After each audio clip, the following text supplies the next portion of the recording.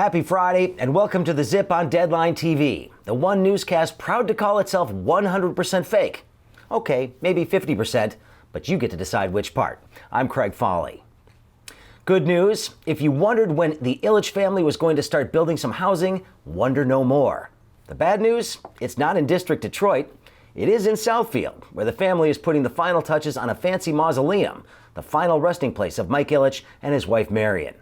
Now, we suggest that when the pizza patriarch, who died in 2013, is finally relocated to his white marble tomb, that someone also tosses in the recipe for Little Caesars Hot and Ready. What, am I supposed to eat this? What is this? My contract specifically states mootzes, supinos, maybe buddies. Not this crap. Get this out of here.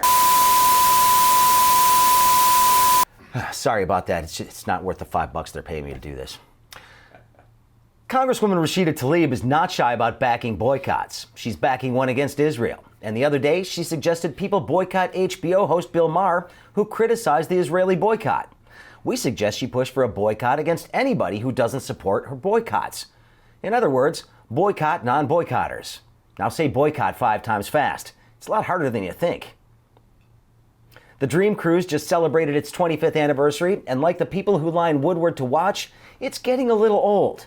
The most exciting moment came this Saturday night when a Dodge Viper crashed into a State Farm office on Woodward in Pontiac. Talk about irony. We may need to do that every year to spice things up. By the way, it's not clear if State Farm has paid out on the claim on its own building. We think we may have gotten to the bottom of the president's claim that he was once named Michigan's Man of the Year. You may remember we talked about this last week. It turns out he was once guest speaker at an Oakland County Republican fundraiser, and they gave him a framed piece of paper. He thinks it was an award calling him the Man of the Year.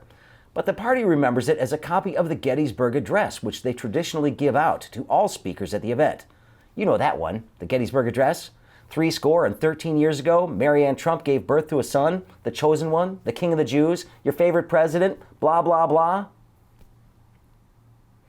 Reforms in Detroit public transit were announced this week. The Q line has been added to the system so that when you buy a pass, you can use it to ride either the Q line or a city or suburban bus. But we'd be happier if it just meant the train came on time and ran faster than a person can walk.